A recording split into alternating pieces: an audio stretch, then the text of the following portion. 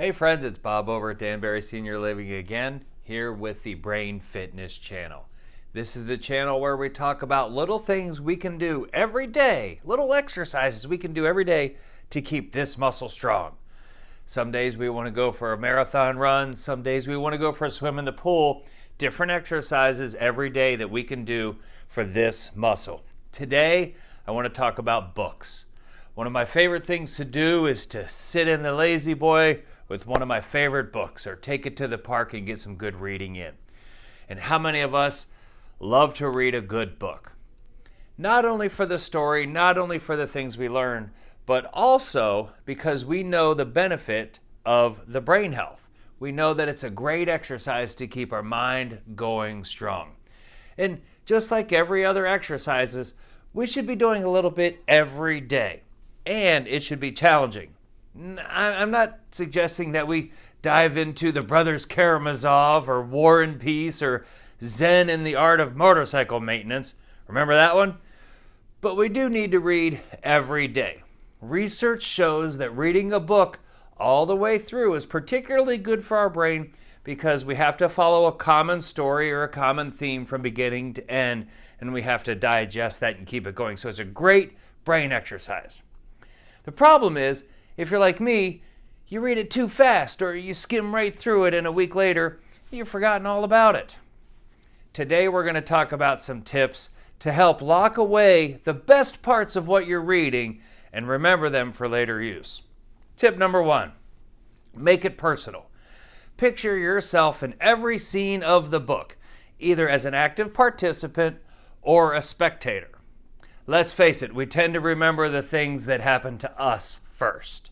So if we're a part of the story, we'll remember it and we'll know all about it. Tip number 2, take notes, a lot of them. Use Post-it notes, use a highlighter. Or my favorite, and I learned this from my mom, at the end of every chapter, you have that dead space on the page, right? At the end of every chapter, write a 2 or 3 sentence summary of that chapter. You know, when you take pen to paper, your brain works a little bit harder, and we tend to remember more effectively the things that we've written down. Tip number 3, keep the book close. Take the book with you everywhere you go. This helps you become obsessed with the contents, and you'll comprehend it better and more thoroughly, and you'll store it away in your memory much better than if you just leave it on a coffee table or you pick it up at the bedside from time to time.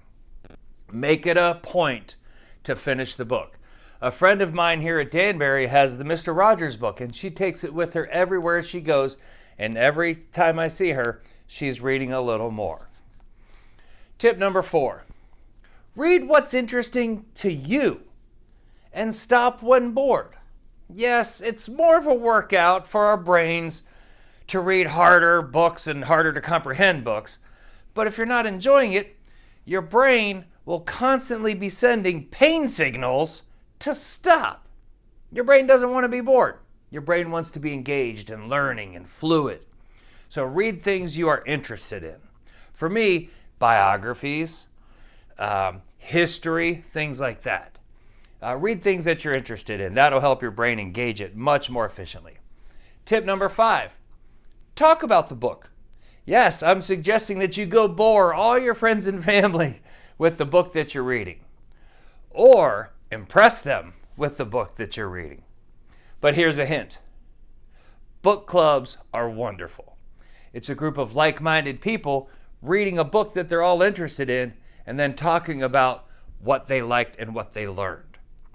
And in this day and age, you don't always have to go to an actual club to see people and sit and talk to them about the book. Much of this can just be done online. You can sign up for your favorite author's book list. What have they been reading? Follow them on social media and learn more about book lists, not necessarily book clubs. And that way you can find things that you will certainly enjoy. So when you're doing your daily workout by reading a chapter or 2 every day, remember these tips to make the exercise more effective. So again, not only will you enjoy what you've been reading, it will be a more efficient exercise for your brain. Thanks for tuning in today. Next episode, we're going to talk about one of our favorite exercises. Everybody loves to do their crossword puzzles, sudokus, word jumbles, thinking we're getting a great brain exercise. And we are, but here's a hint. It may not be doing as much as you think. Tune in next time. And to find out when we post this video, hit the like button and the subscribe button below, and you'll get a little notification when the new videos are uploaded so you won't miss a thing. Thanks a lot for tuning in. We'll see you soon.